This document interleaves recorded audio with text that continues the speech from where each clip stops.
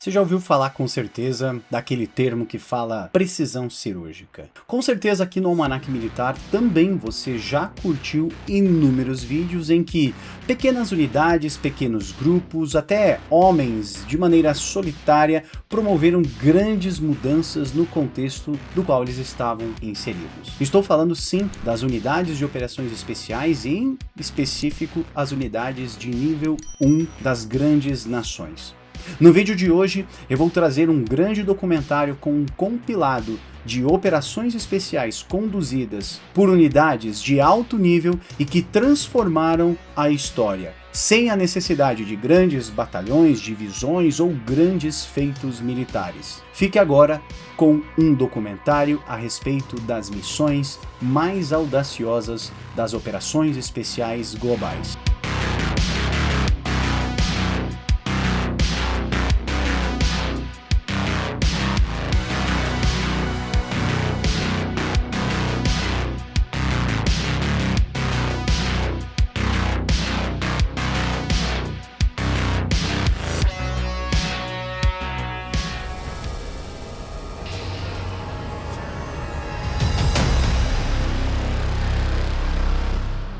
Após a queda da França em 1940 e a subsequente invasão da União Soviética em 1941, os estrategistas britânicos começaram a elaborar planos. Eles contemplaram como a Grã-Bretanha, sem força militar suficiente para um ataque direto ao continente europeu, poderia enfraquecer o poderoso Terceiro Reich.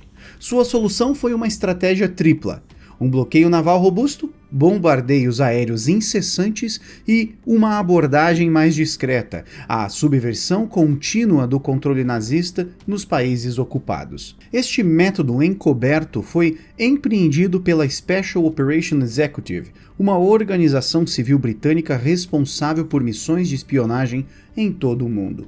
Mas à medida que os desembarques do dia D se aproximavam, a SOE estava sobrecarregada. Eles tinham acesso a apenas 23 aeronaves de transporte Handley Page Halifax, o que era insuficiente para apoiar as suas operações existentes. Em busca de reforços, eles recorreram aos seus aliados americanos e à versão americana da SOE, o Office Strategic Service, ou OSS. Liderado pelo chefe William Wild Bill Donovan, um fiel adepto da guerra não convencional, o OSS compartilhava a visão de enfraquecer a frente alemã por meio de guerra de guerrilha e sabotagem. No final de 1943, as duas agências uniram seus recursos e expertise, culminando em sua missão mais significativa, a Operação Jedburgh. O plano era enviar equipes de paraquedistas para a França e territórios ocupados próximos para reforçar os desembarques na Normandia em estreita colaboração com a inteligência francesa.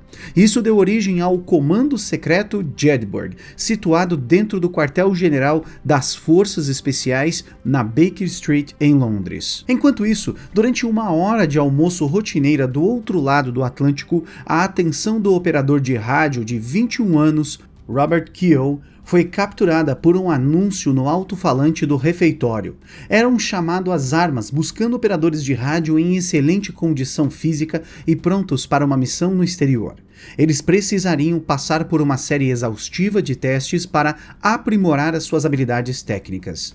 Embora muitos inicialmente demonstrassem interesse, o grupo de voluntários diminuiu à medida que os pré-requisitos detalhados foram apresentados. Preferência por aqueles com pelo menos 2 anos de faculdade, treinamento em francês ou outra língua europeia, entusiasmo para se tornar paraquedista e reconhecimento dos riscos inerentes à missão.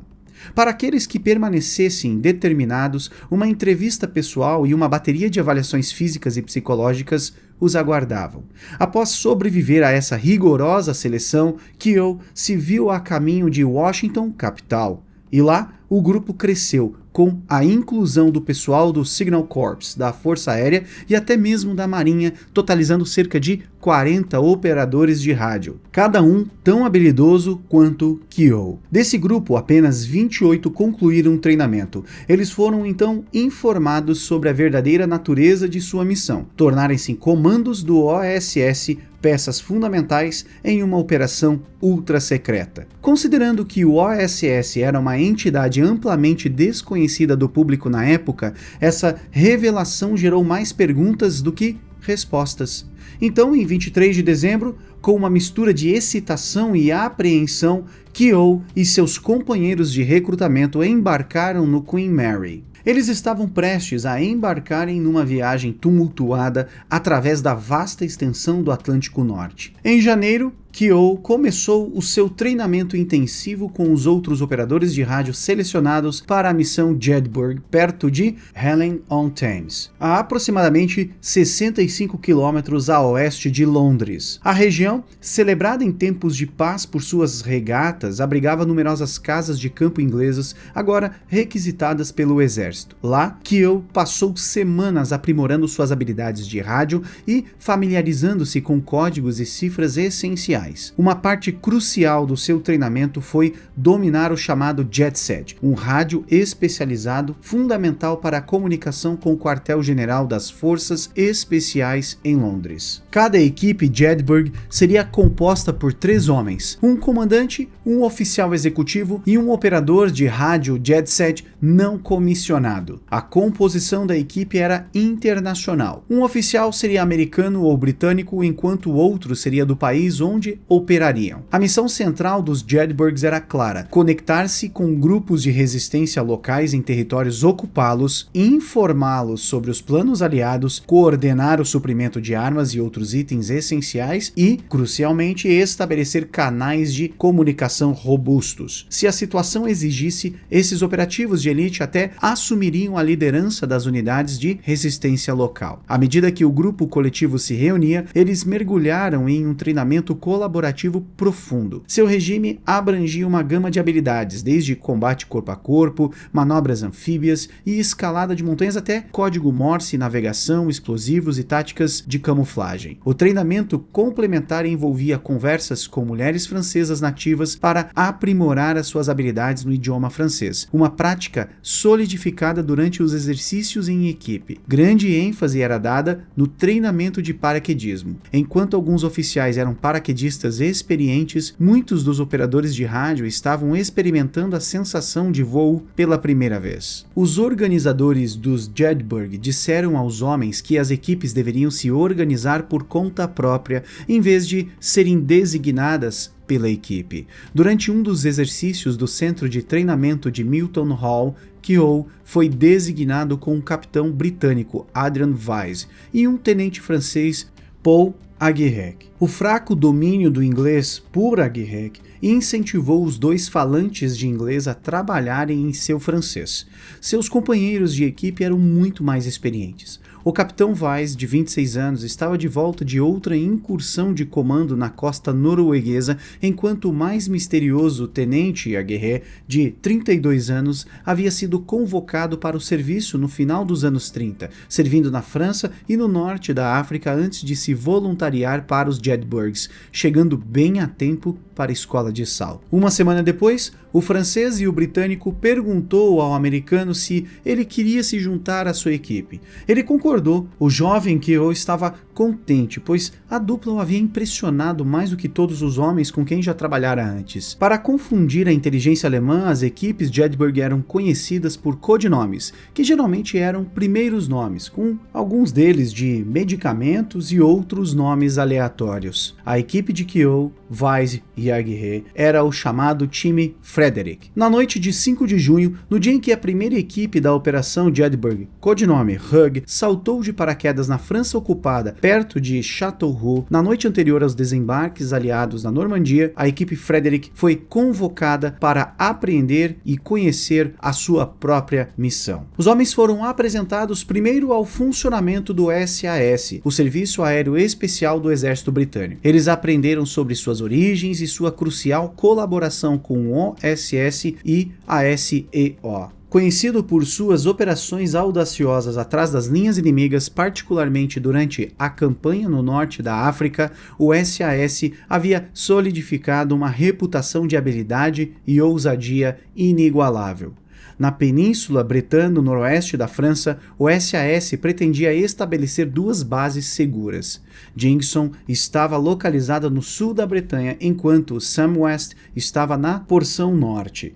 A equipe Frederick foi designada para Samwest. Suas tarefas multifacetadas envolveram juntar forças com o SAS para estabelecer um posto de comando robusto. Keogh lideraria e garantiria um link de rádio consistente com Londres. Era importante colaborar e formar laços com a resistência local, entendendo seus números, sua organização, suas localizações e necessidades imediatas. Coordenar lançamentos aéreos de armas e demolições era uma tarefa crucial.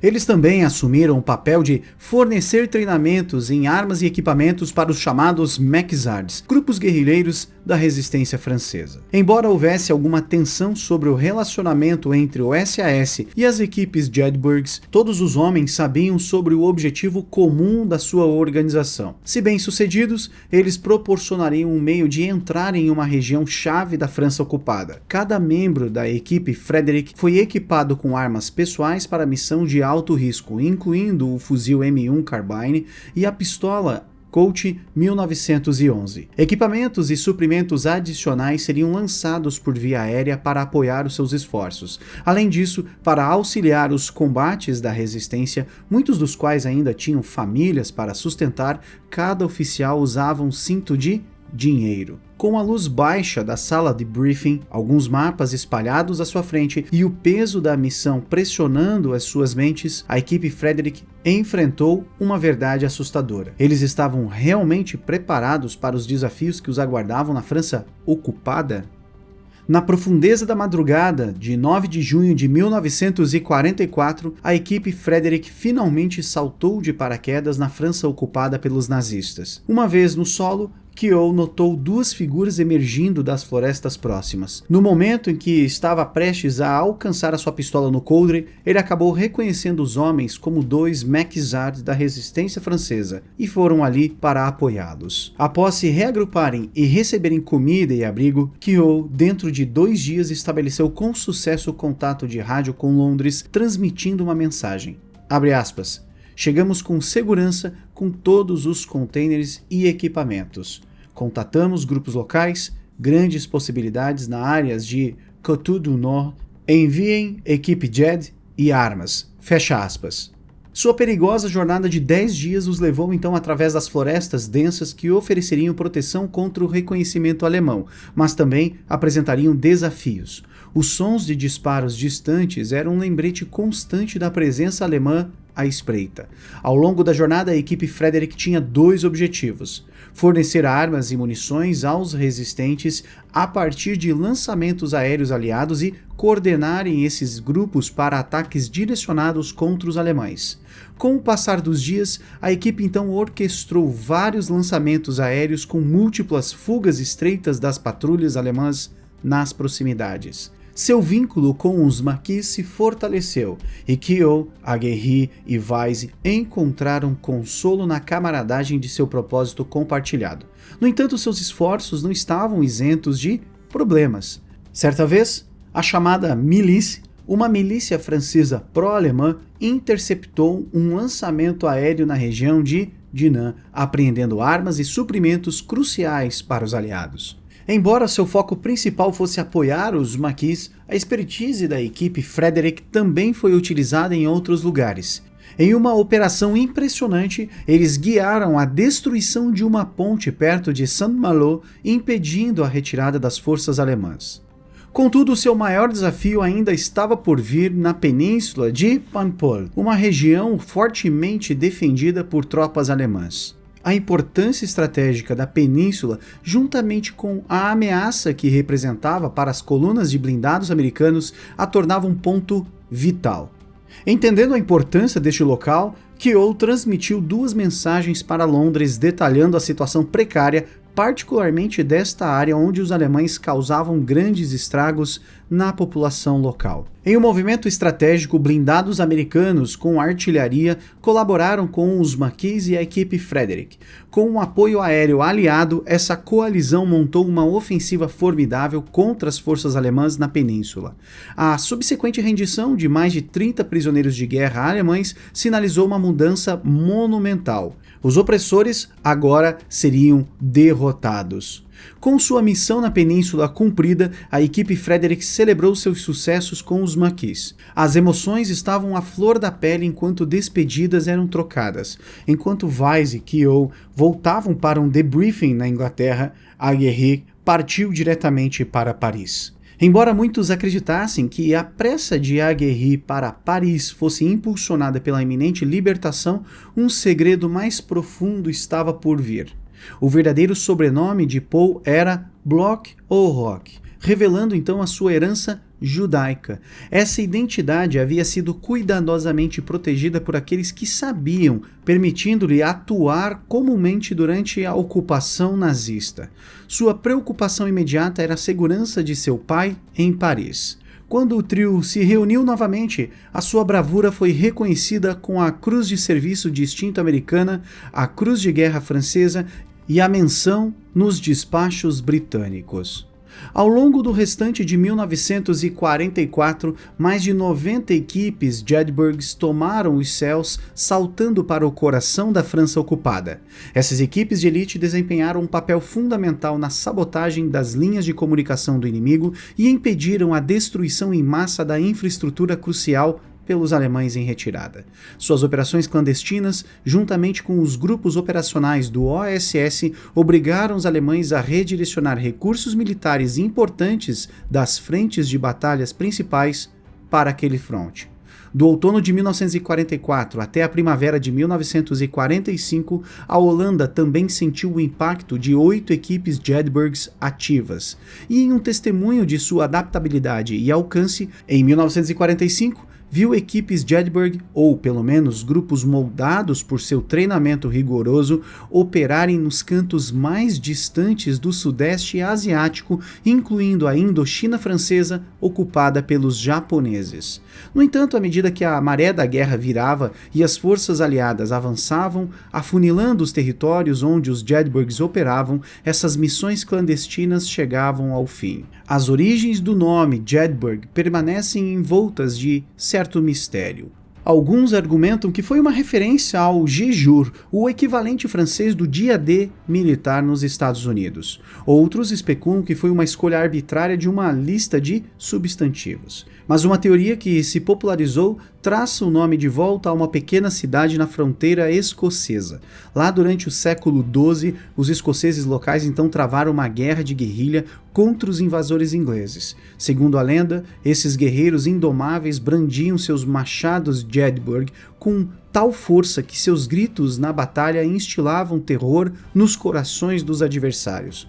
Com uma determinação inabalável, esses antigos guerreiros poderiam ter acendido o espírito de uma nova geração de combatentes de guerrilha. Tempos diferentes, inimigos diferentes, mas um compromisso compartilhado de resistir à maré e defender o que é certo, independente dos riscos.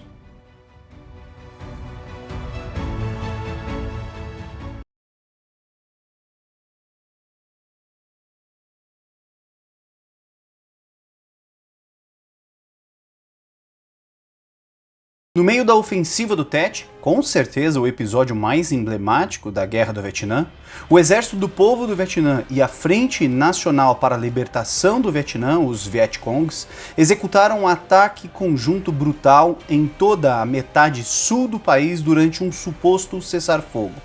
56 horas após o início do ataque, o sargento Drill Dennis Dix liderou uma pequena tropa composta por americanos, sul-vietnamitas e aliados na libertação da província de Cao Doc. Foi uma vitória difícil, mas decisiva nas circunstâncias caóticas. Um total de 200 inimigos foram mortos ou capturados graças ao heroísmo de Dix, que inspirou uma numericamente inferior, cansada e maltrapilha tropa. Durante a batalha, Dix foi de porta em porta sob intenso fogo de metralhadoras pesadas. Pelo que ele fez, Dix se tornou o primeiro soldado das Forças Especiais a receber a Medalha de Honra na história dos Estados Unidos. Quando a Segunda Guerra Mundial terminou, a região da Indochina, no Sudeste Asiático, tornou-se o foco das atenções em um mundo política e socialmente dividido. Após a colonização francesa e posteriormente a ocupação do país pelo Império do Japão na Segunda Guerra, os territórios vulneráveis do Vietnã, Laos e Camboja passaram por complicadas reorganizações políticas e geográficas. Neste contexto, os vietnamitas triunfaram sobre os colonizadores franceses, liderados pelo líder comunista Ho Chi Minh. Sua vitória foi atribuída principalmente à estratégia de guerrilha que empregaram, que se tornaria de crucial importância nas décadas seguintes. As fronteiras da ex-colônia da Indochina foram reorganizadas em 1954. Laos e Camboja foram rapidamente estabelecidas, mas o conflito entre as ideologias comunistas e capitalistas dentro do Vietnã era cada vez mais evidente. O país foi dissecado ao meio ao longo do paralelo 17, muito similar ao que ocorreu então com a Coreia.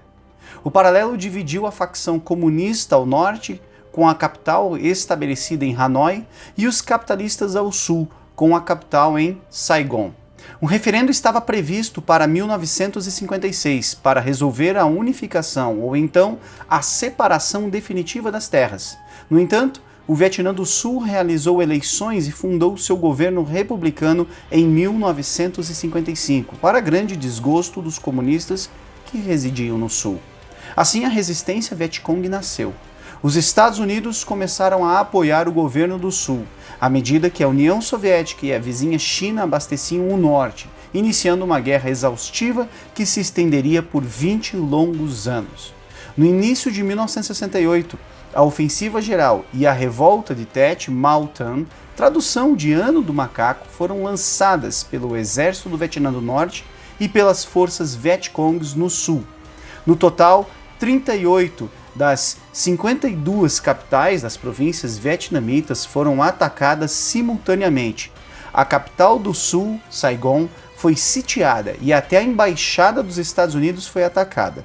A moral americana no Vietnã já estava baixa e havia ampla rejeição da guerra por parte dos soldados americanos e do público em geral. Mas os esforços para manterem as forças comunistas sob controle se mantiveram firmes. A estratégia do exército americano na guerra havia mudado.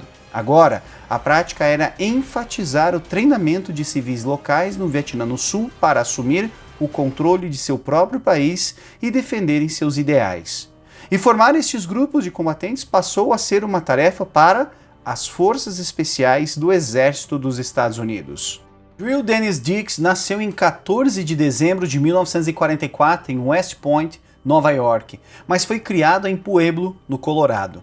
Na sua juventude, ele já demonstrava um propósito muito claro de ingressar nas Forças Especiais como boina verde. Quando ele tinha 17 anos, enquanto estava no ensino médio, ele teve a oportunidade de abordar um recrutador do exército. O jovem Drill não tinha idade suficiente para fazer parte das Forças Especiais. Em vez disso, aos 18 anos, ele ingressou na 82ª Divisão Aerotransportada do Exército, a Airborne, em Fort Bragg, na Carolina do Norte, onde começou seu serviço em 1962. Em 1965, durante a intervenção militar dos Estados Unidos na Guerra Civil da República Dominicana, Dix serviu na Operação Power Pack para ajudar a restaurar a ordem no país. Após 3 anos de serviço, ele finalmente tinha idade suficiente para ser aceito no 5º Grupo de Forças Especiais. Assim que retornou da República Dominicana, ele começou o seu treinamento de forças especiais aos 21 anos. Na época em que foi enviado então para o Vietnã do Sul, em 1967, ele havia sido promovido ao posto de sargento-chefe. Em outubro daquele ano, Dix chegou à Baía de Cam Ranh, esperando entrar em combate. No entanto, ele foi enviado para Chao Phu, capital da província de Chao Doc, perto da fronteira com Camboja. O jovem sargento foi designado conselheiro das Forças Especiais da CIA e conselheiro militar do Exército da República do Vietnã. O sargento Dix passou meses reunindo inteligência e treinando os sul-vietnamitas locais, conquistando-os naturalmente com a sua liderança hábil. Seus superiores Pares e seguidores reconheceram a sua competência profissional e coragem pessoal, que inevitavelmente entraria então para a história. Durante a celebração do Tet, no Ano Novo Lunar, no final de janeiro de 1968, o feriado e festival mais importante e popular do Vietnã, houve uma trégua de 3 dias entre os combatentes. No entanto, o sargento Dix sentiu-se inquieto devido às informações e coleta de inteligência que ele possuía à época e que apontavam para um ataque robusto dos norte-vietnamitas durante as festividades. O ataque maciço seria lembrado na história como a Ofensiva do Tet. O governo dos Estados Unidos e os aliados solicitaram um cessar-fogo oficial com as forças comunistas, buscando recuar do conflito. Os comunistas, porém, aproveitaram para se preparar para um golpe poderoso. Dix conhecia a área muito bem e antecipou problemas pela frente. Em 31 de janeiro, ele montou uma patrulha para guardar as fronteiras de barco. Enquanto navegavam no rio, eles se envolveram em escaramuças pequenas. O sargento pediu reforços à base pelo rádio, contudo descobriu que as forças Vietcongs já haviam atacado a cidade, rompendo as defesas já fragilizadas. A patrulha voltou rapidamente, desembarcou na praia de Chau Phu e foi recebida por pesado fogo inimigo. Em uma entrevista para o Departamento de Assuntos de Veteranos dos Estados Unidos, o agora aposentado Major Dix lembrou que naquele momento estava claro que o inimigo se infiltrou totalmente na cidade antes de iniciar o ataque. Eles realizaram uma infiltração perfeita e inteligente, segundo ele. Ao chegar, Dix percebeu que a situação era muito mais séria do que ele havia previsto. Estima-se que 2 batalhões Vietcongs inteiros invadiram Chau Phu. O sargento soube que vários civis foram mortos ou capturados. Entre eles estava uma enfermeira civil voluntária, Maggie O'Brien, e outros americanos dos quais não haviam notícias desde o início do ataque. Dix, por sua própria iniciativa, reuniu uma pequena força de soldados locais e 2 SEALs da Marinha Americana, e o grupo então partiu para resgatar a enfermeira. Indo para a casa de Maggie, o grupo teve que se esquivar do fogo inimigo vindo dos telhados, porém insistindo no deslocamento para o objetivo. Quando chegaram, a entrada mostrava sinais de um ataque intenso, com milhares de buracos de bala no veículo de Maggie. Para piorar as coisas, o portão de ferro também estava trancado. Parte do esquadrão permaneceu na frente dele e exposto, suprimindo o fogo. Dix e os outros cogitaram dar a volta no prédio, mas havia inimigos também na parte de trás. Dix gritou o nome de Maggie no portão. Não houve resposta. Depois de um momento, ele ouviu Maggie responder: "Sim, sou eu." O sargento Dix pediu a ela então que pegasse a chave. O prédio estava desmoronando e havia destroços por toda a parte. Felizmente, a enfermeira encontrou a chave facilmente entre os escombros e seus salvadores atiraram com segurança. Como Dix contou em sua entrevista, ele começou a se sentir otimista com o andamento das coisas e conseguiu transmitir isso às tropas vietnamitas. Sua confiança era tão contagiosa que os moradores locais o seguiram sem hesitação. Ele viu sua força crescer homem a homem. Mais tarde, naquele mesmo dia, Dix reuniu outro grupo para realizar uma segunda missão de resgate. Eles tiraram 10 civis de 2 edifícios enquanto suportavam fogo de morteiro pesado inimigo, inspirando ainda mais o exército sul-vietnamita local a contra-atacar. Ao longo de 2 dias, Dix restaurou o moral das tropas sul-vietnamitas e levou os habitantes locais a limpar a área, prédio por prédio. Sempre que a força assumia um cruzamento crítico, o sargento astutamente deixava alguns soldados feridos para trás, para manter a posição enquanto recrutava novos. Foi assim que aos poucos foi retomando toda a cidade. Além disso, o pequeno grupo resgatou dezenas de civis sul-vietnamitas e funcionários americanos ao longo do caminho. Outro ponto fundamental nas ações de Dix foram os edifícios estratégicos e cruciais que conseguiram recuperar dos Vietcongs e todos os inimigos que o sargento conseguiu neutralizar. A pequena força conseguiu capturar mais de 20 prisioneiros, incluindo um oficial Vietcong de alto escalão. Posteriormente, Dix dirigiu-se à residência do vice-chefe da província e resgatou sua esposa e seus filhos dos soldados inimigos. Dadas suas façanhas durante a ofensiva do Tet, o sargento Dix foi imediatamente promovido a primeiro-tenente.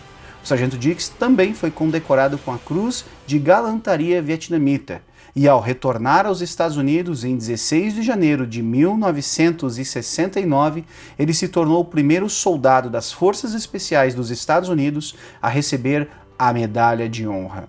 O presidente Lyndon Johnson, dias antes de ser sucedido por Richard Nixon, condecorou o extraordinário soldado conforme a citação a seguir. Por galanteria compíscua e intrepidez em ação com risco de vida acima e além do chamado do dever, o sargento Dix se distinguiu por heroísmo excepcional enquanto servia como conselheiro da unidade. As ações heróicas pessoais de Dix resultaram em 14 Vietcongs confirmadamente mortos em ação e possivelmente mais 25, além da captura de 20 prisioneiros, 15 armas e o resgate de 14 reféns civis dos Estados Unidos. O heroísmo do sargento Dix está na mais alta tradição e reflete grande crédito do Exército dos Estados Unidos. Além da Medalha de Honra, Dix teve um prédio dedicado ao seu nome em julho de 2014 pelo 5º Grupo Aerotransportado das Forças Especiais. O sargento Justin Moeller, do 5º Gabinete de Relações Públicas das Forças Especiais, narrou como o seu serviço exemplar no grupo lhe rendeu a inscrição do Complexo de Operações Especiais do 4º Batalhão. Como o tenente-coronel Joseph Locke, comandante do 4º Batalhão, colocou durante a cerimônia de nomeação, Dix foi bem sucedido não apenas por causa de sua excepcional bravura, heroísmo e audácia em face das adversidades esmagadoras, mas porque ele foi capaz de ganhar os corações e mentes de uma força nativa. Ele os tratou como irmãos e, inspirados por seu heroísmo, eles arriscaram suas vidas para derrotar uma força inimiga numericamente superior.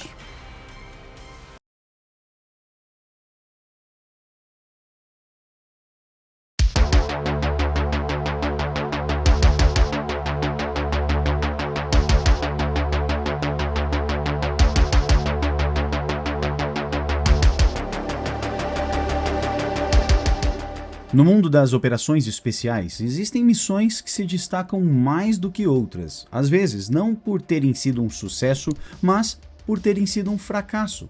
A Operação Eagle Claw, ou Garra de Águia, é uma dessas missões. Lançada em abril de 1980, foi a primeira tentativa dos Estados Unidos de montar uma missão de resgate de reféns de grande escala e penetração profunda sob a moderna doutrina de forças conjuntas.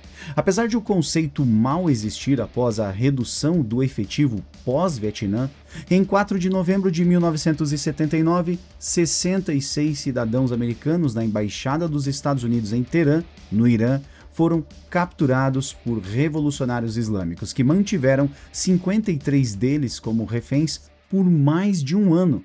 A crise que ocorreu no rastro caótico da Revolução Islâmica do Irã e da deposição do Shah Mohammad Reza Pahlavi, até então aliado dos Estados Unidos, teve efeitos dramáticos na política interna dos americanos e envenenou as relações entre os dois países por décadas, algo com que lidamos ainda hoje.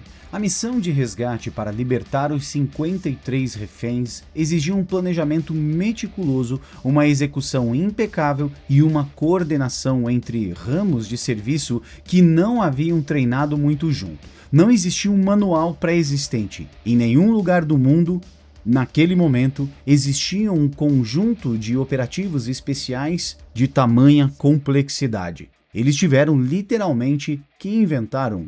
A estratégia era muito complexa e envolvia 8 helicópteros RH-53D Sea Stallion que decolariam do porta-aviões USS Nimitz, iriam voar por 965 quilômetros de deserto e se encontrariam com a aeronave C-130 da Força Aérea em uma zona intermediária remota conhecida como Deserto número 1.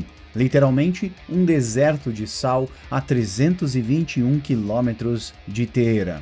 Lá, os helicópteros seriam reabastecidos e pegariam a equipe de assalto. A força era conjunta apenas no nome. Os pilotos de helicópteros eram fuzileiros navais, voando em aeronaves da Marinha. Os times dos Rangers e da Delta Force nunca haviam treinados com estes pilotos. Já os controladores da Força Aérea, voando sob silêncio total de rádio, sequer haviam ensaiado com as equipes de solo. Do deserto número 1, eles voariam para um segundo esconderijo perto da cidade. Na noite seguinte, com a ajuda de agentes locais e veículos, a unidade, o que hoje conhecemos como a Delta Force, invadiria a embaixada, resgataria os reféns e se reuniria para a extração em uma pista de pouso na região de Monzarie, onde vários aviões C-141 retirariam todos do país.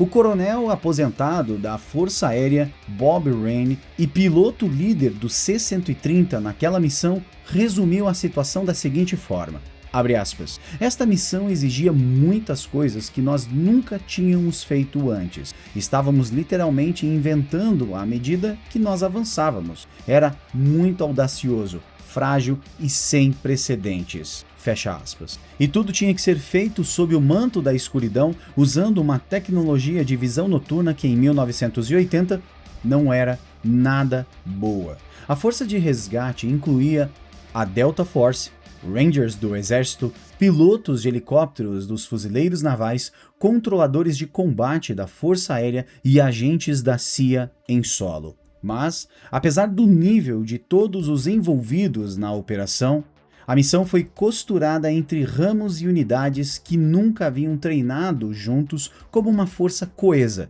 e isso provaria ser fatal. As raízes da Eagle Claw remontam à Revolução Iraniana de 1978, que escalou em janeiro de 1979, quando o Shah fugiu em meio a protestos em massa. O Ayatollah Ruhollah Khomeini assumiu o poder instaurando uma teocracia islâmica que via a América como o grande Satã. Meses depois, centenas de estudantes radicais invadiram a embaixada em Teherã. O famoso relatório Holloway, publicado após a investigação do fracasso, identificou falhas graves no planejamento daquela missão. Abre aspas. Ao não utilizar uma organização de força-tarefa conjunta já existente, os chefes do Estado-Maior Conjunto tiveram que começar literalmente do zero para estabelecer uma organização, fornecer pessoal, desenvolver um plano e treinar a força antes que a primeira capacidade de missão pudesse ser atingida. Fecha aspas. E este relatório se provou ser verdade. Não havia um comando formal de operações especiais. O primeiro destacamento operacional de Forças Especiais Delta mal havia sido declarado operacional no outono de 1979, embora tivesse sido estabelecido em 77 pelo coronel Charles Beckwith. Aliás, eu convido você que se interessa pela história das operações especiais a conhecer o vídeo feito aqui pelo Almanac, contando a história da famosa Força Delta. Basta você clicar aqui em cima. A célula de planejamento foi montada então em segredo, muitas vezes às custas da comunicação entre os serviços. A obsessão com a segurança operacional tornou-se tão extrema que ensaios completos da missão, com todos os elementos trabalhando juntos, simplesmente nunca ocorreram. O relatório Holloway enfatizou, abre aspas, a percepção da necessidade de uma segurança operacional excessiva para preservar o elemento surpresa causou muitos problemas. Até dados meteorológicos e avaliações de radares inimigos foram tão compartimentadas que as tripulações de voo não receberam as informações necessárias para tomar decisões informadas. Fecha aspas. Mesmo assim, a ordem de prosseguir chegou.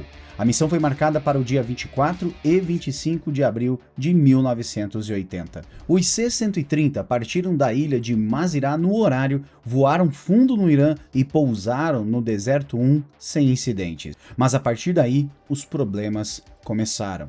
Primeiro, um ônibus civil entrou na zona de pouso. A equipe Delta teve que pará-lo e deter 41 passageiros iranianos. Depois, um caminhão de combustível não parou e foi destruído por um foguete, criando uma coluna de fumaça visível a muitos quilômetros de distância. Enquanto isso, os 8 helicópteros a caminho do Deserto 1 já estavam em apuros. O helicóptero número 6 abortou cedo devido a um aviso no sistema de inspeção das pás do rotor. Os pilotos dos fuzileiros navais não sabiam que naquela variante específica, o RH-53, o aviso não exigia um pouso imediato. Eles poderiam ter continuado, mas pousaram e foram recolhidos por outra aeronave. Agora, restavam apenas 7. Em seguida, a formação voou para um Habub não previsto.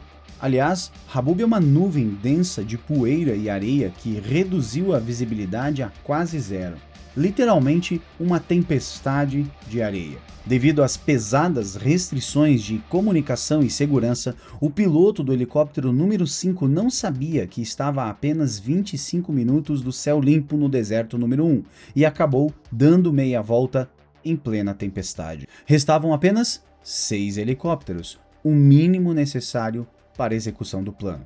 Quando os 6 helicópteros finalmente chegaram ao deserto número 1 atrasados e dispersos, o helicóptero número 2 sofreu uma falha hidráulica catastrófica que não podia ser reparada no campo. Com apenas 5 helicópteros operacionais, um a menos do que o exigido pela missão, o comandante da operação, o coronel Beckwith, tomou a decisão de abortar. A nova missão era retirar a equipe com segurança. Foi então que o desastre real aconteceu.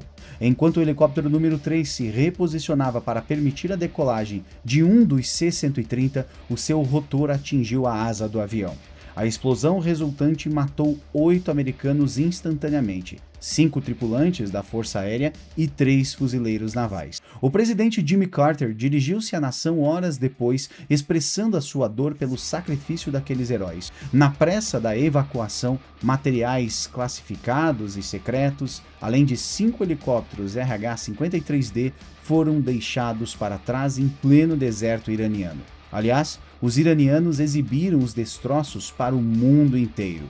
O fracasso destruiu a confiança pública na administração Carter e provavelmente custou a sua reeleição naquele momento. Os 8 homens que morreram tornaram-se símbolos de coragem e desastre. Os reféns restantes só foram libertados no dia 20 de janeiro de 1981, minutos após a posse do então presidente Ronald Reagan, após 444 dias de cativeiro. A Operação Eagle Claw foi um fracasso completo, tático, mas estrategicamente remodelou a história militar americana. O desastre expôs falhas profundas na capacidade dos Estados Unidos de planejar e executar operações especiais conjuntas. O Pentágono finalmente ouviu. Literalmente, o fracasso no Irã tornou as operações especiais americanas melhores. Daquelas cinzas surgiu então o JSOC, o Comando de Operações Especiais Conjuntas, em 1980, responsável por unidades de elite como a Delta Force e o SEAL Team 6, ou o Dev Group. Aliás, se você também quer conhecer a história do SEAL Team 6, clique aqui em cima para assistir a mais este vídeo do canal. Em 1987 foi estabelecido então o SOCOM, o Comando de Operações Especiais dos Estados Unidos, com orçamento e autoridade próprio. O sucesso de missões modernas, como a eliminação de Osama Bin Laden em 2011 e do líder do Estado Islâmico al-Baghdadi em 2019, foi construído tijolo por tijolo sobre as lições dolorosas da Operação Eagle Claw. Devemos as capacidades de precisão e ação direta de hoje àqueles 8 homens que morreram no deserto número 1. Como disse o general David Tauber, abre aspas, isso é o que chamamos de coragem. Não é a ausência de medo, mas a disposição de continuar apesar dele. Fecha aspas.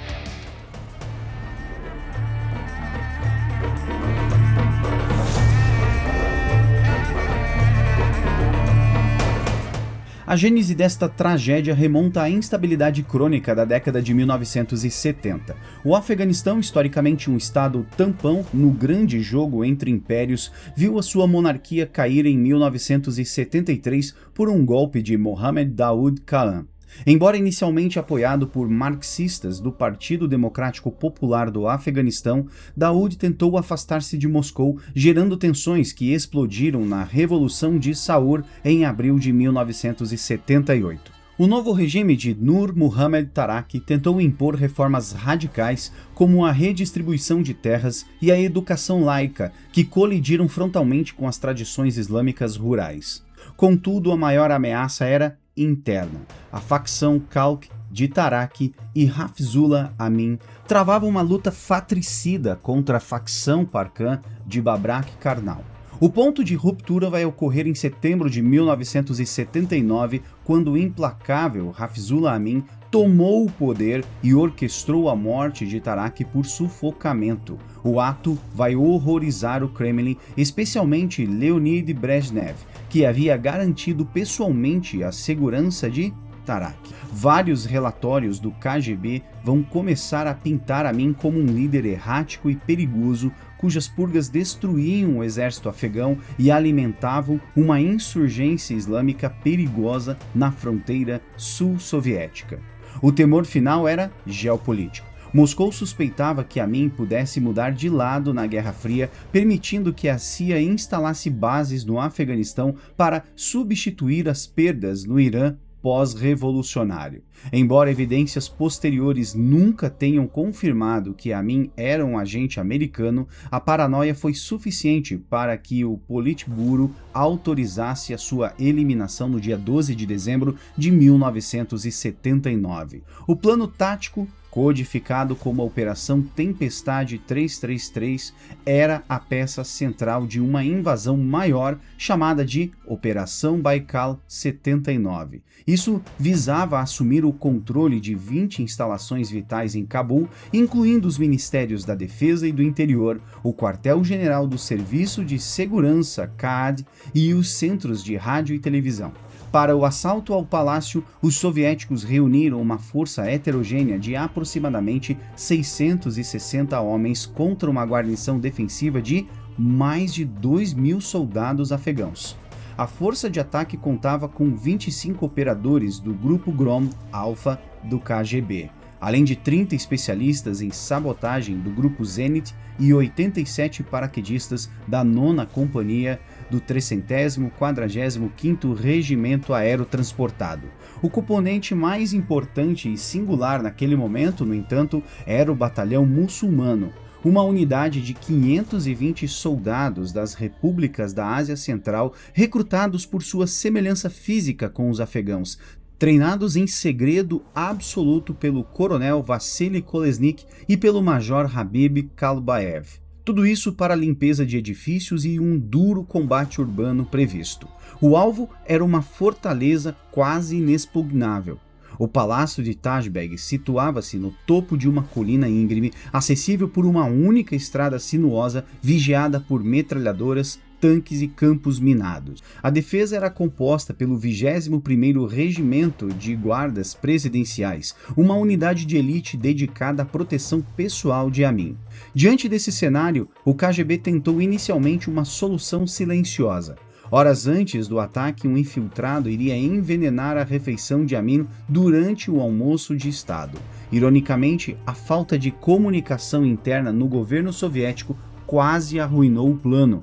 Médicos militares russos, desconhecendo a trama de envenenamento de sua própria inteligência, foram chamados ao palácio e trabalharam freneticamente para salvar a vida de Amin, conseguindo estabilizá-lo momentos antes do início do bombardeio. Às 19h15, o silêncio foi quebrado por uma explosão massiva no hub de comunicações de Cabul, isolando o palácio do restante das divisões afegãs.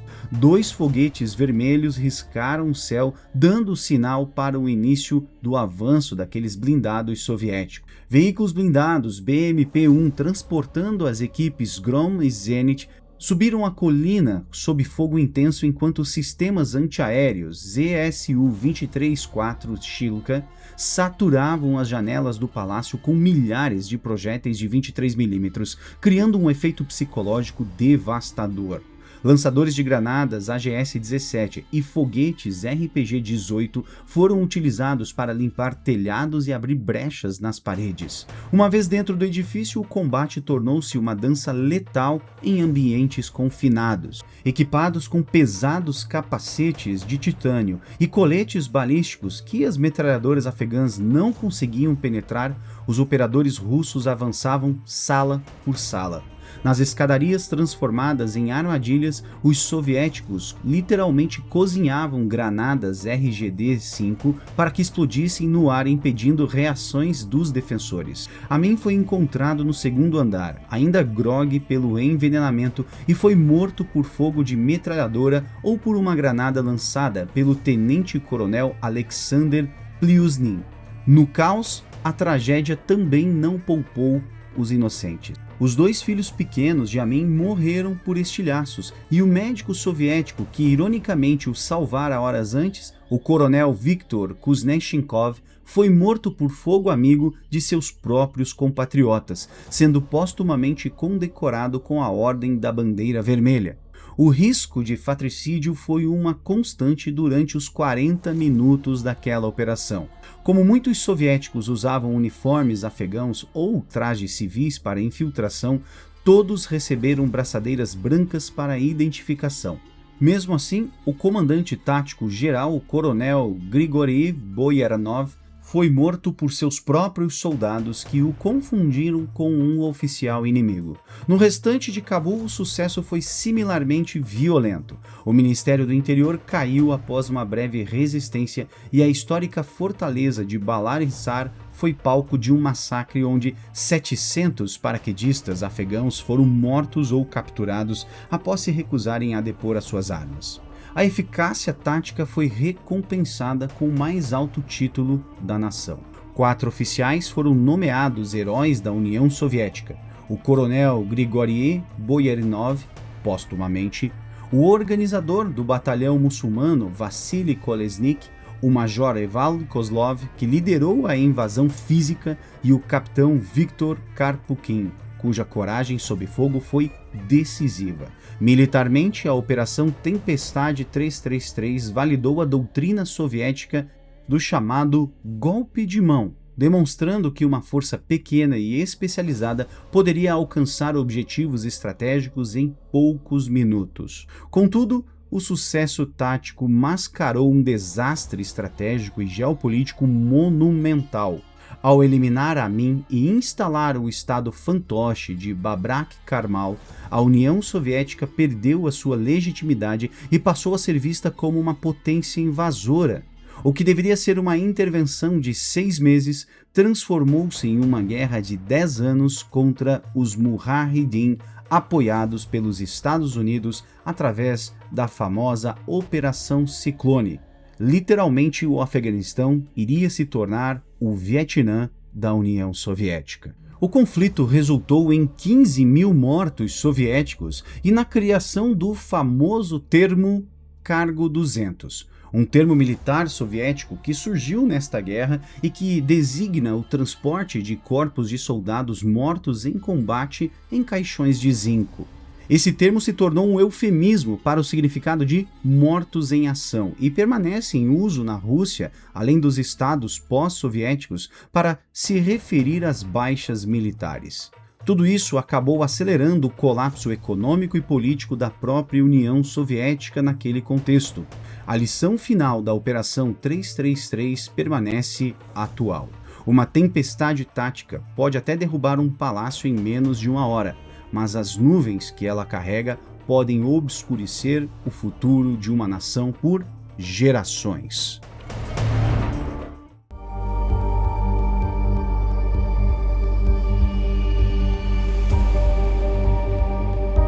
No dia 11 de setembro de 2001, 19 terroristas da Al-Qaeda disfarçados entraram em voos comerciais nos Estados Unidos e sequestraram 4 aeronaves. Em seguida, direcionaram para os pontos significativos da cultura americana e se chocaram contra grandes estruturas.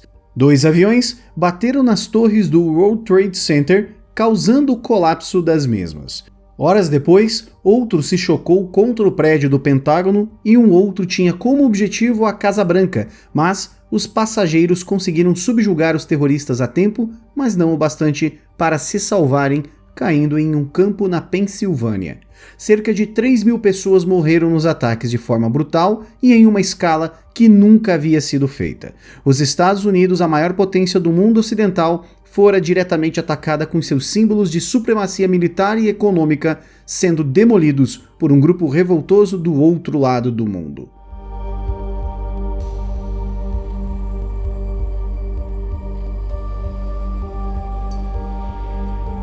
Após os ataques, o governo dos Estados Unidos agiu rapidamente. No dia seguinte, 12 de setembro, o presidente Bush chamou os ataques de mais do que apenas atos de terror, mas atos de guerra, e resolveu perseguir e conquistar o inimigo que não estaria mais seguro em suas cavernas. E em 13 de setembro de 2001, o 5º Grupo das Forças Especiais recebeu ordens de montar um quartel-general avançado para conduzir operações no Afeganistão. O 5º Grupo, também chamado de Grupo A, é um dos grupos de forças especiais do Exército dos Estados Unidos mais condecorados nas Forças Armadas Americanas, e é especializado em operações no Oriente Médio, Golfo Pérsico, Ásia Central e Chifre da África. Esta unidade é projetada para implantar e executar 9 tipos de missões: guerra não convencional, defesa interna e estrangeira, ação direta, contra-insurgência, reconhecimento especial, contra-terrorismo, operações de informações, contra a proliferação de armas de destruição em massa e assistência às forças de segurança. Em paralelo a esta movimentação, dias após o ataque, os agentes do governo americano dizem que o autor de todo o banho de sangue havia sido Osama Bin Laden, o terrorista saudita que se escondia no Afeganistão. Bin Laden, entretanto, só iria assumir a autoria dos atentados anos depois. O governo dos Estados Unidos, então, exigiu que o governo do Talibã entregasse Bin Laden, fechasse todos os campos de treinamento terroristas e seus organizadores, além de dar permissão aos americanos que vistoriassem tais localidades. Inicialmente, alguns representantes religiosos se reuniram na capital afegã, Cabul, e concordaram que Osama deveria ser entregue aos americanos. O fundador e líder supremo do Talibã, Mullah Omar, negou que isso fosse possível, pois isso seria uma forma de demonstrar fraqueza para o mundo e que, cada vez mais, os Estados Unidos iriam se infiltrar nos assuntos internos após as primeiras demandas. E foi assim, então, que não enviaram resposta ao ultimato americano. Enquanto isso, nos Estados Unidos, se iniciava a Operação Liberdade Duradoura. Essa operação era parte da política do presidente George Walker Bush da guerra ao terror, que era um esforço em nível global com o auxílio de diversos aliados internacionais com 2 objetivos: destruir a Al-Qaeda, o Talibã e outros grupos terroristas no Afeganistão e no mundo, e depor o ditador iraquiano Saddam Hussein, que se presumia que guardava armas de destruição em massa e que poderia em algum momento fornecê-las a outros inimigos dos Estados Unidos. No meio do jogo político, a Agência Central de Inteligência dos Estados Unidos, a CIA, envia secretamente uma equipe liderada por Gary Sherwin para se infiltrar no Afeganistão, mais especificamente no Vale de Panjshir, ao norte de Cabul, no dia 26 de setembro, apenas 15 dias após os ataques de 11 de setembro. Gary Sherwin era um oficial de inteligência bastante experiente, chegando à incrível marca de 52 anos de atuação à frente da agência, atuando principalmente como oficial de campo. Ele se aposentou como o oficial mais condecorado da história. Para esta missão, a sua equipe levou para o Afeganistão 3 caixas de papelão cheias de dinheiro, com um total de 3 milhões de dólares em notas de 100 para comprar apoio local. Conhecida pelo indicativo Jawbreaker, a equipe se uniu ao comandante da Aliança do Norte e se preparou para a introdução de forças especiais do exército na região. No dia 7 de outubro de 2001, uma massiva campanha de bombardeios de posições importantes do Talibã no Afeganistão teve início, com a utilização de mísseis de cruzeiro. Semanas antes das agressões, os agentes da CIA estavam em solo afegão para entrar em contato com os rivais do Talibã, a chamada Aliança do Norte. 2 dias antes dos ataques em solo americano, agentes infiltrados da Al-Qaeda haviam matado o líder do movimento Ahmad Shah Massoud, um duro golpe para a resistência afegã. Agora, os rebeldes contavam com o apoio americano e trocavam informações para montar uma estratégia para derrotar o Talibã e encontrar Bin Laden. Na sequência de acontecimentos, o então presidente americano George Bush autorizou o envio de forças especiais ao Afeganistão com a missão de assessorar e apoiar os comandantes da chamada Aliança do Norte na luta contra o Talibã. Além disso, outro objetivo dessas forças era capturar um aeródromo para que os Estados Unidos pudessem trazer suprimentos e mais tropas. O grupo especial, chamado de Força Tarefa Adaga, foi formado por 2 equipes do 5º Grupo de Forças Especiais, o Destacamento Operacional Alfa 555 e o Destacamento Operacional Alfa 595. Cada equipe era composta por 12 boinas verdes e 2 operadores do time de controladores de combate da Força Aérea dos Estados Unidos. A infiltração seria feita pelo 160º Regimento de Aviação de Operações Especiais, os Night Stalkers. No Afeganistão, eles se juntariam à Aliança do Norte liderada pelo general uzbek Abdul Rashid Dostum, um militar e político afegão de etnia uzbek que ocupou a vice-presidência do Afeganistão de 2014 a 2020. Ele também é o atual líder do Movimento Nacional Islâmico e ex-combatente na luta pró-soviética durante a invasão da União Soviética ao seu país, além de ser um ex-membro do Conselho de Líderes da Frente Nacional do Afeganistão. Partindo da base aérea Karshi-Kanabad, anteriormente uma base aérea soviética no Uzbequistão, voaram por mais de 300 quilômetros através das montanhas Hindu Kush a 4.900 metros de altitude e condições de baixíssima visibilidade em 2 helicópteros MH-47E Chinook, escoltados por 2 helicópteros MH-60L Black Hawk.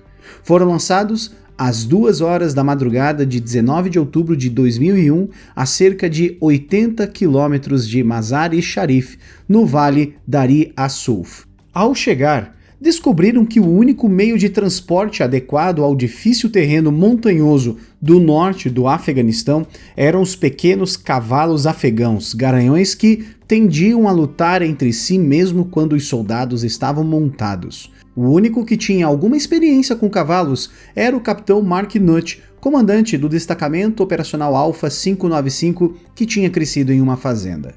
Os afegãos usavam pequenas e duras celas de madeira. Após um curto período muito dolorido, os americanos conseguiram substituí-las pelas celas australianas, mais leves, lançadas por paraquedas em meados de novembro. A título de curiosidade, a última unidade do exército americano a lutar a cavalo foi o 26º Regimento de Cavalaria em janeiro de 1942, quando o tenente Edwin Ramsey ordenou uma carga de cavalaria contra as forças japonesas em Morong, nas Filipinas, e a última tropa americana a receber treinamento com cavalos foi o 28º Regimento de Cavalaria em 1943. Em 21 de outubro, o general Dostum preparou-se para atacar a vila fortificada de Bishkab, defendida pelo Talibã. Os homens de Dostum estavam equipados com fuzis AK-47, metralhadoras leves e lançadores RPG. Suas forças totalizavam cerca de 1.500 cavaleiros e 1.500 tropas de infantaria leve. Seriam apoiados pelas equipes de forças especiais dos Estados Unidos e por ataques aéreos americanos. Bishkab era defendida por tanques T-54 e T-55, além de veículos blindados armados com canhões e metralhadoras e várias peças de artilharia antiaérea ZSU-23, que eles usavam como canhões, além de morteiros, metralhadoras, RPGs e minas. Boa parte desses equipamentos tinham sido abandonados pelos soviéticos quando deixaram o Afeganistão no final dos anos de 1980.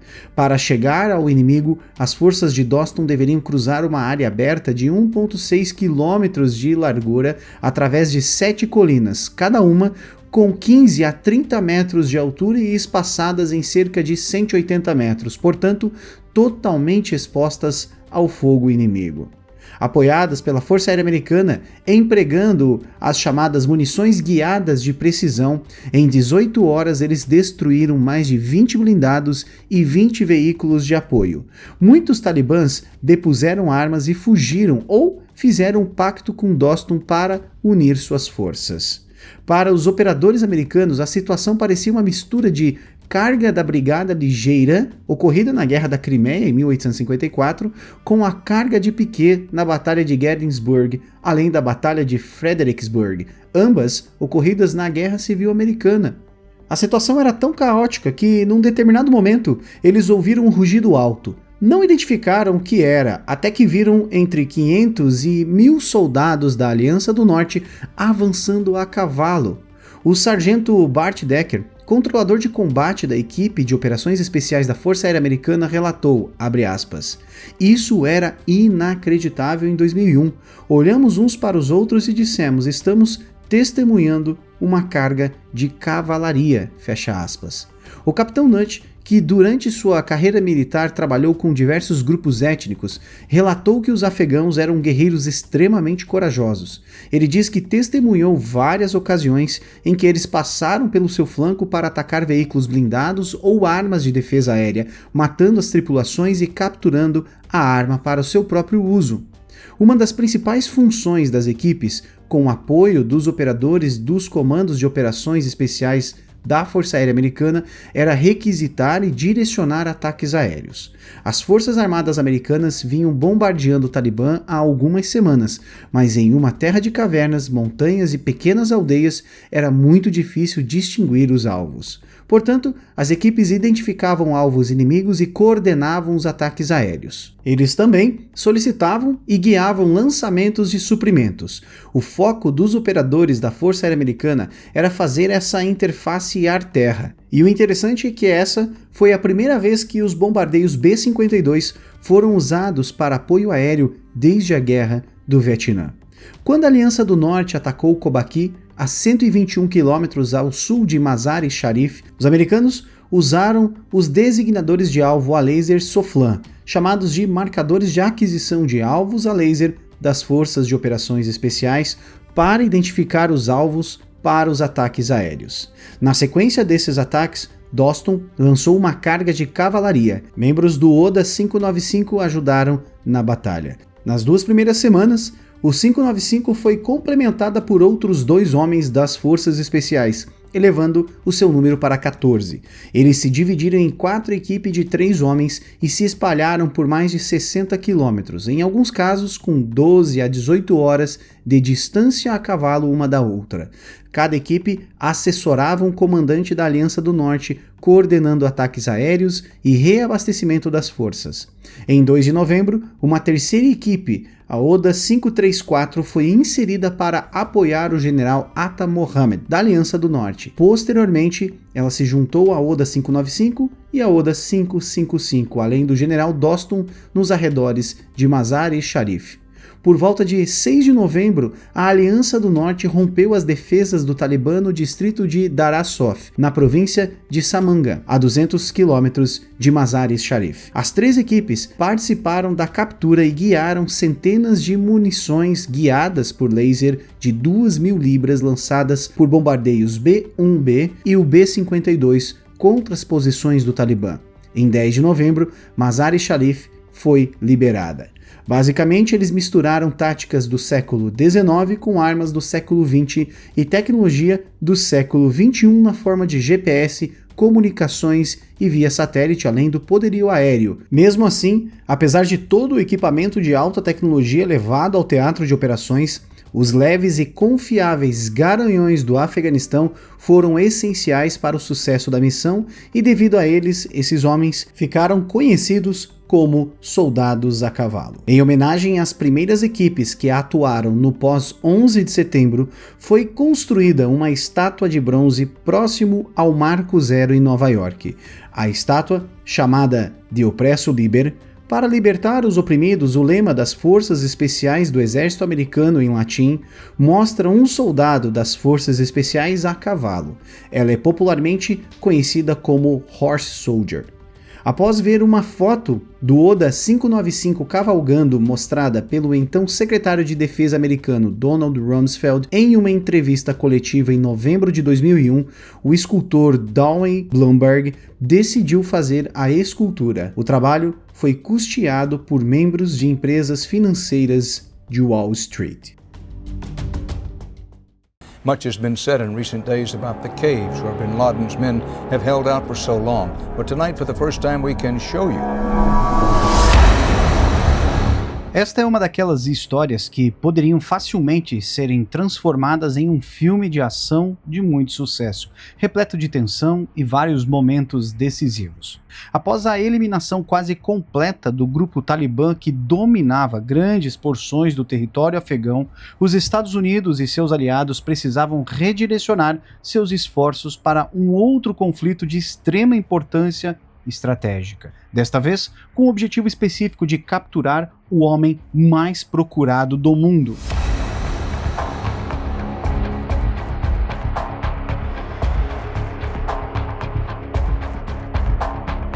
Esta missão não seria simples nem direta. Para ter qualquer chance de sucesso, seria necessário contar com a elite das forças especiais ocidentais. A lendária Delta Force, conhecida por suas operações de alto risco, a Divisão de Atividades Especiais da CIA, com sua expertise em operações clandestinas, e o apoio conjunto do SBS britânico, o Special Boat Service. Devido a questões políticas complexas e delicadas, haveria ainda um quarto grupo envolvido na operação que se destacava por ser completamente diferente dos demais em sua forma de pensar, níveis de preparação e especialmente em seus princípios fundamentais de atuação.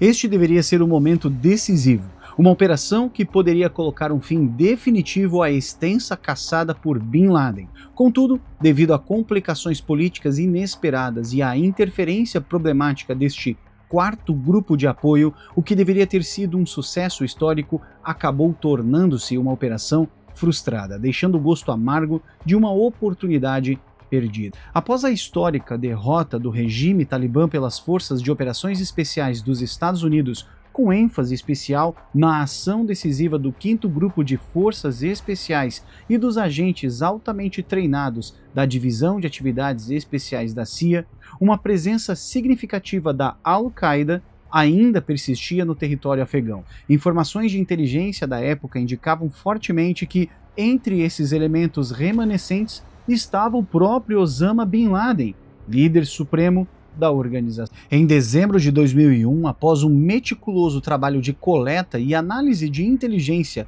os agentes da SAD-CIA conseguiram localizar a posição de Bin Laden com precisão considerável. Ele estava se deslocando entre um complexo sistema de cavernas e bunkers fortificados nas montanhas de Tora Bora, protegido por um contingente estimado em mais de 1.000 combatentes leais da Al-Qaeda. O complexo de Tora Bora apresentava-se como um dos alvos militares mais desafiadores imagináveis, caracterizado por um terreno extremamente acidentado e montanhoso, com inúmeras posições defensivas naturais estrategicamente posicionadas ao longo das escassas e previsíveis rotas de infiltração disponíveis. A geografia local favorecia amplamente as forças defensoras, tornando qualquer aproximação uma tarefa extremamente arriscada.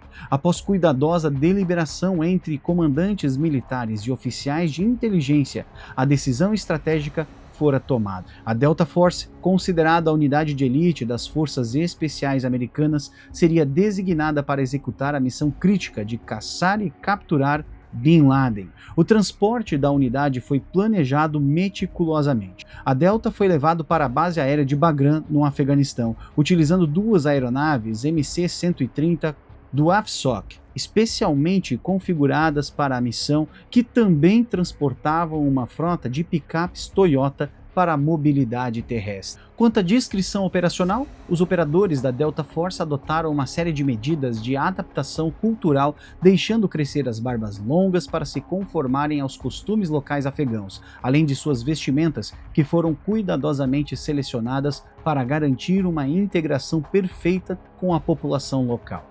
O plano operacional especificava que, partindo de Bagram, a unidade se deslocaria para uma instalação secreta da CIA perto de Tora Bora, que serviria também como base de operação avançada. A partir deste ponto, eles executariam a fase mais crítica da missão: infiltrar-se em território controlado pelo inimigo, localizar e neutralizar Osama Bin Laden, além de eliminar o maior número possível de combatentes da Al-Qaeda encontrados durante a operação. Em uma decisão complexa, influenciada por considerações político-diplomáticas de alto nível, a Delta Force recebeu instruções específicas para conduzir suas operações em coordenação direta com as forças afegãs da Aliança Oriental. Essas tropas locais foram designadas para atuar como uma força de reação rápida e especializada, fornecendo um apoio tático imediato às operações conduzidas pela Delta Force ao longo da caçada a Bin Laden. À medida que a operação ganhava corpo e complexidade,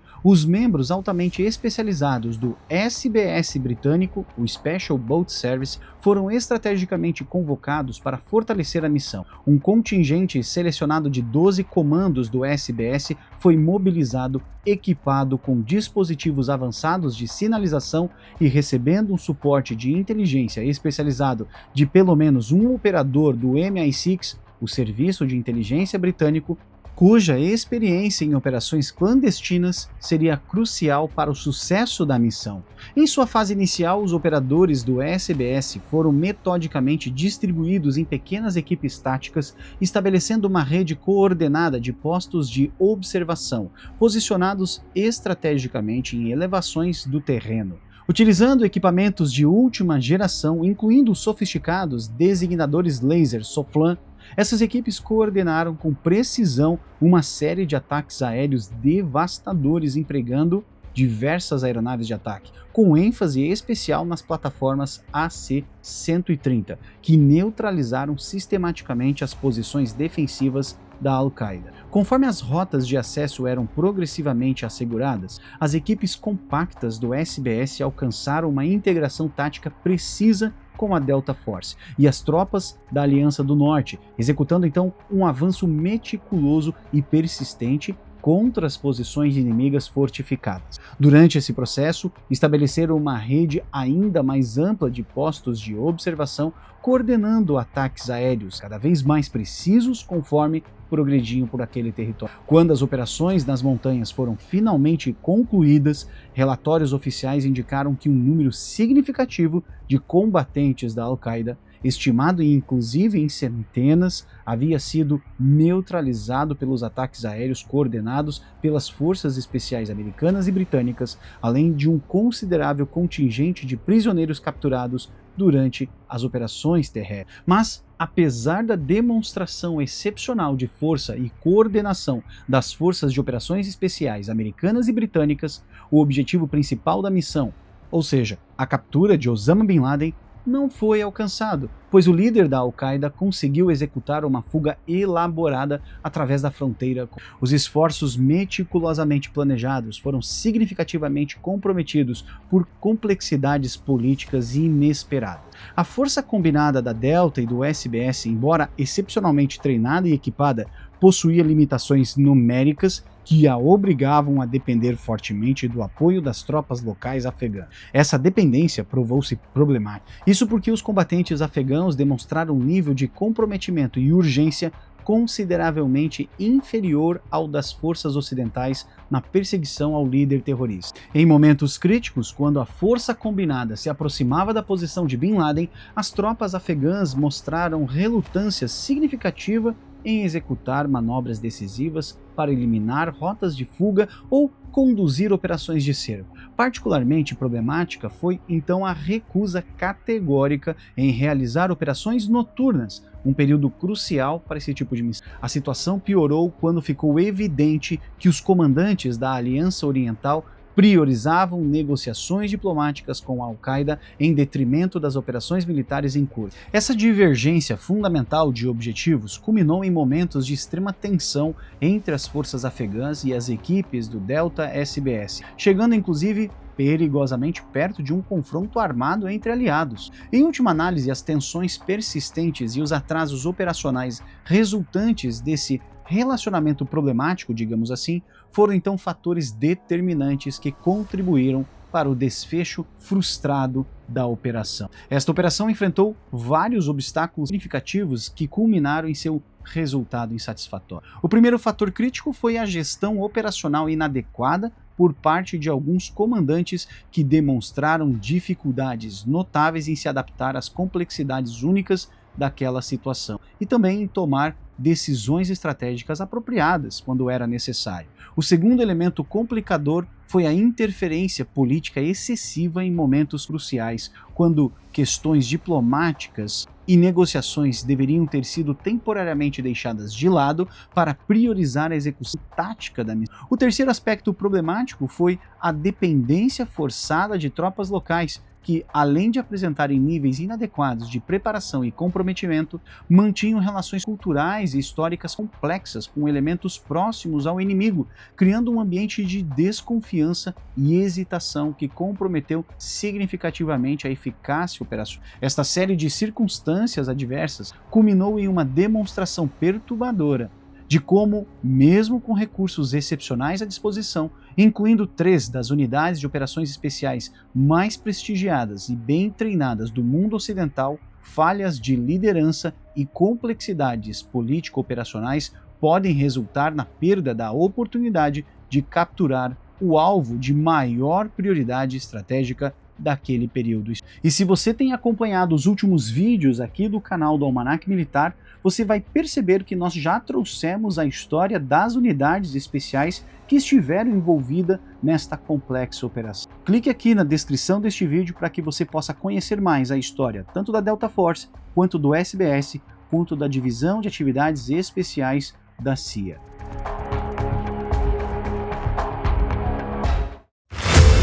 Um operador do Serviço Aéreo Especial Britânico, enviado para treinar as forças de defesa locais do Quênia, rapidamente se viu no meio de um cerco de quase 2 dias no luxuoso complexo hoteleiro do City D2, em Nairobi, capital do Quênia. 5 atiradores atacaram violentamente o local enquanto centenas de civis corriam para salvar as suas vidas, mas não esperavam que um operador solitário os interceptasse. Em trajes civis, Christian Craighead se equipou com sua arma, seu colete e sua balaclava, invadiu o local e iniciou por conta própria uma missão de resgate. Mesmo fora de serviço, o operador solitário salvou dezenas de vidas e eliminou todos os terroristas depois de um jogo de gato e rato de 19 horas. Neste vídeo, nós vamos contar a sua história.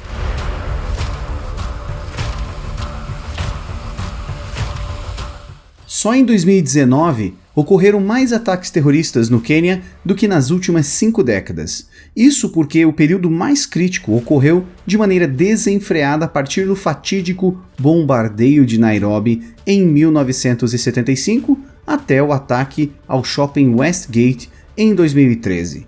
Desde a sua criação em 1895, a África Oriental tem estado no centro de várias disputas políticas que giram em torno dos conflitos políticos do Oriente Médio.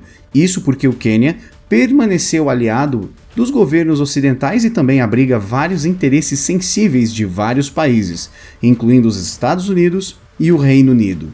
Além da disputa geopolítica, as bases militares em péssimas condições, fronteiras mal defendidas ou fiscalizadas, pobreza, um sistema de segurança corrupto e a rápida ascensão de grupos extremistas favoreceram um crescimento exponencial da instabilidade interna. Com isso, o Quênia e outras nações africanas rapidamente se tornaram alvos fáceis para terroristas estrangeiros, e o exército queniano teve de conter o fluxo extremista vindo da vizinha Somália. E, infelizmente, muitos soldados quenianos morreram neste processo. Neste contexto de instabilidade, em 2009, o grupo terrorista islâmico Al-Shabaab, que atua na região do Chifre da África, se opôs ao envolvimento do Quênia na guerra civil que ocorria justamente no país vizinho, a Somália. Foi neste contexto também que, como citado anteriormente, o grupo extremista atacou o shopping Westgate, no subúrbio de Westlands, em 2013, deixando 67 mortos. Já em 2015, o Al-Shabaab também se envolveu no tiroteio em massa contra estudantes na Garissa University College, deixando 147 mortos e vários feridos. Este incidente foi o pior ataque terrorista do país desde os atentados à Embaixada dos Estados Unidos em 1998, que naquele momento deixou mais de 200 pessoas mortas. Na vanguarda do combate ao terrorismo, o Quênia investiu em seus esforços equipando as forças de defesa do país e treinando também as forças de operações especiais com a criação do 30º Batalhão de Forças Especiais, além de outras unidades treinadas pelas Forças Especiais também dos Estados Unidos, além do Comando de Operações Especiais britânico. Dentro das unidades mais conhecidas estrangeiras identificadas no preparo destas forças quenianas estão os Green Berets americanos e o SAS britânico. Em janeiro de 2019, membros do 21º e 23º Regimento do Serviço Aéreo Especial Britânico foram designados para participarem de mais uma etapa desta preparação no Quênia. O 21º e o 23º Regimento, chamados de Regimentos Reserva do SAS, são compostos por voluntários civis que passaram por uma rigorosa seleção e treinamento SAS. Eles são liderados por oficiais superiores e suboficiais provenientes do regimento principal do SAS, o 22º. Ao contrário do regimento SAS regular, ele aceita membros de população em geral sem serviço militar prévio. As duas unidades de operações especiais faziam parte das Forças Especiais do Reino Unido desde a sua criação no final da década de 1980. No entanto, uma recente reestruturação organizacional do Exército Britânico os colocou sob a asa da 1ª Brigada de Inteligência, Vigilância e Reconhecimento em 2014. Ainda que tenham sido mantidas como unidades de forças especiais, os regimentos agora se concentram mais em operações de busca e resgate e operações de reconhecimento e análise do ambiente humano. Juntamente com esses conjuntos de habilidades, eles também realizam defesa interna e estrangeira e missões de aconselhamento e treinamento. Como parte das equipes SAS alocadas no Quênia naquele ano, havia um membro experiente cujo pseudônimo ficou conhecido como Christian Craighead, usado até hoje publicamente pelo operador oculto. Um detalhe curioso está no sobrenome que Christian assumiu, o de sua ex-namorada Sheila Craighead, ex-fotógrafa oficial da Casa Branca na gestão do presidente Donald Trump. Chris era um operador experiente que se juntou ao exército britânico com apenas 16 anos em 1992. Ele começou sua carreira como paraquedista antes mesmo de atingir a maioridade e continuou na mesma função dentro da unidade, servindo ela por 3 anos. Neste momento, Craig se torna um precursor paraquedista, um Pathfinder. Nesta unidade, ele foi designado para a Guerra do Iraque em 2003, participando das ações iniciais da guerra e atuando principalmente como líder em missões de reconhecimento. Depois de 9 anos atuando como precursor, se voluntariou para o programa de treinamento do Serviço Aéreo Especial, o SAS, e após um mês de intenso treinamento, Craig conseguiu se formar no programa de seleção de 1 mês e se juntou ao lendário Regimento SAS. A partir deste momento, é quase impossível encontrar qualquer registro confiável sobre as ações da unidade de Craig e sua participação dentro dela. Seguindo a boa e verdadeira ética do Serviço Aéreo Especial e também a verdadeira conduta do regimento, toda a trajetória pessoal de Craig dentro do SAS permanece até hoje em total escuridão. Todo esse mistério foi deixado de lado, no entanto, com a aparição repentina de Craig nas televisões e também nas redes sociais do mundo todo por sua ação solitária no ano de 2019 no Quênia. Até aquele momento, de maneira discreta, Craig integrava um grupo pertencente ao 22º Regimento SAS que estava lotado naquele país para treinar as forças de segurança quenianas em apoio ao combate ao terror. Durante um momento de folga da unidade de Craig, um ataque ocorreu ao complexo hoteleiro da rua Riverside Drive, no luxuoso bairro de Westlands, na capital queniana de Nairobi. Neste local estão localizados o hotel de luxo e o complexo de escritórios Dusit, além da Comissão de Alocação de Receitas. Era uma terça-feira, 19 de janeiro de 2019, aproximadamente 15 horas. Enquanto os convidados e hóspedes almoçavam e faziam compras, 5 terroristas quenianos de descendência não somali chegam ao local em 2 veículos prestes a executar um ataque calculado. Estes homens tinham viajado para o complexo a partir de sua base localizada na Somália e estavam armados com granadas de mão e fuzis AK-47, além da posse de um IED preso a um dos envolvidos na parte externa do complexo. Aliás, um IED é um dispositivo explosivo improvisado feito de maneira rústica ou até mesmo caseira. Todo o complexo onde ocorreu o ataque representa um dos maiores e mais caros empreendimentos de luxo do Quênia, constituído por bancos, escritórios executivos, restaurantes, além do próprio hotel. Sem dúvida, um contraste monumental diante da barbárie que o ataque representaria logo mais. Por volta das 15h30, um dos insurgentes decide agir por conta própria e entra no complexo onde se encontra. Ele se posiciona em frente ao pátio externo da animada e movimentada entrada do restaurante Secret Garden, gritando em direção ao grande público que frequentava o local.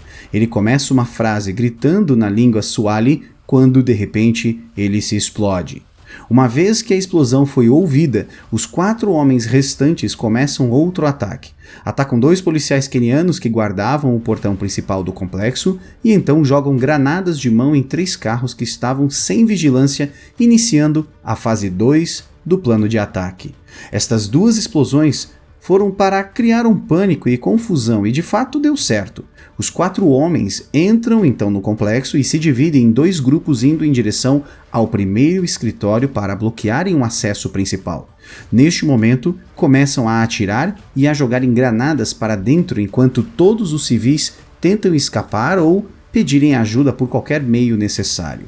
Homens da Reese Squad, uma unidade da organização paramilitar General Service Unit, a divisão antiterrorismo da Força Policial do Quênia, além de unidades policiais, foram enviados para combater então os terroristas. Contudo, o primeiro contato com estes terroristas veio de membros das forças de segurança privada e indivíduos desarmados, juntamente com alguns policiais de folga que estavam no local e também outras pessoas que foram os primeiros a responder ao ataque. Foi exatamente neste momento que uma pessoa desconhecida presente no complexo pegou o telefone e ligou para o seu amigo. Este telefone foi para Christian Craighead, que ao atender o telefone ouviu o som de disparos ao fundo da ligação. Este homem solicitava a Craighead uma assistência no complexo e prontamente foi atendido. Chris juntou o seu equipamento e de imediato assumiu a direção de um veículo emprestado, desviando o máximo que podia do trânsito intenso da região. Ao chegar no local, logo após o ataque ter começado, Craighead tinha pouca ou nenhuma informação sobre o que estava de fato ocorrendo, mas o som de tiros de armas automáticas era evidente. O então anônimo Christian vestiu uma balaclava visando preservar sua identidade e estava acompanhado por um membro da unidade de resposta tática dos serviços de proteção diplomática, o Sr. Dan Prostallo, identificado facilmente pelo seu colete balístico demarcado e um distintivo preso ao seu equipamento. Já Craighead chamou a atenção por estar utilizando colete e cinto de combate de camuflagem britânica e, apesar da balaclava, usava roupas civis, um jeans Armani e uma camisa cinza. Além disso, estava equipado com uma pistola Glock 17, uma faca de combate e um fuzil tradicional das forças de elite britânicas, o Daimaku C8 com supressor de ruído. As imagens que deixaram Craighead famoso foram repetitivas. Ele foi visto escoltando dezenas de civis para fora do complexo, além de carregar os feridos de maneira apressada, chamando a atenção dos que acompanhavam de longe os eventos. E a cada puxão, ele se virava e retornava para dentro do complexo, repetindo a cena seguidamente.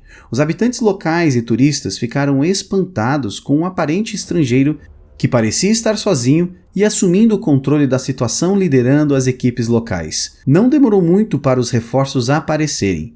Quando a polícia local e outras unidades quenianas responderam à situação, finalmente estabeleceram um perímetro em torno do complexo onde Craig estava atuando junto de um pequeno grupo de soldados. Ele continuou a se mover pelo complexo, resgatando funcionários e hóspedes que ainda estavam presos dentro do local.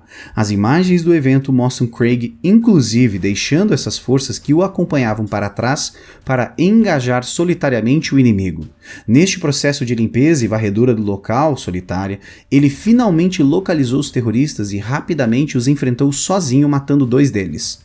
A troca de tiros se intensificou e a polícia local, junto com Craighead, começaram a limpar o resto do complexo hoteleiro, já que o número real de atacantes era desconhecido. Neste momento, ele ajudou na coordenação e na logística da ação junto às autoridades locais do Quênia.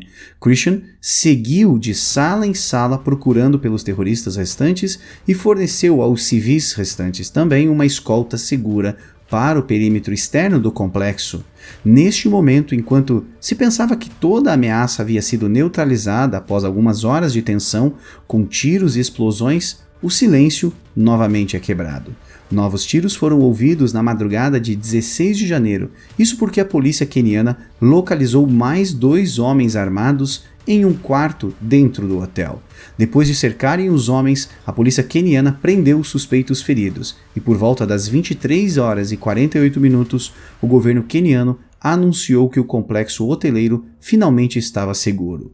20 cidadãos quenianos, um americano, um britânico e um sul-africano morreram durante o ataque.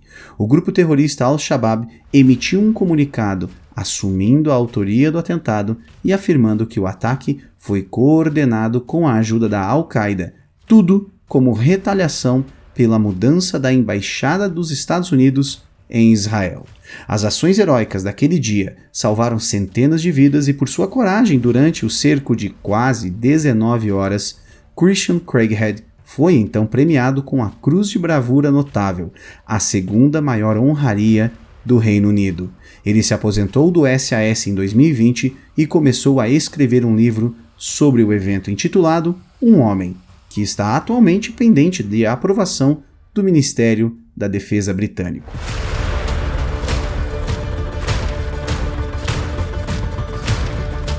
Espere, antes de você ir embora, saiba que todo o material produzido por mim aqui no Almanac Militar, ele é produzido de forma autônoma e independente. E para me ajudar a continuar a produzir materiais de qualidade como este que você acabou de assistir, compartilhe nos grupos de WhatsApp, com seus amigos, nos marque nos stories do seu Instagram para que a gente possa replicar e compartilhar. Nós precisamos difundir conteúdos como este. Fica aqui meu muito obrigado por sua audiência, um grande abraço e até a próxima.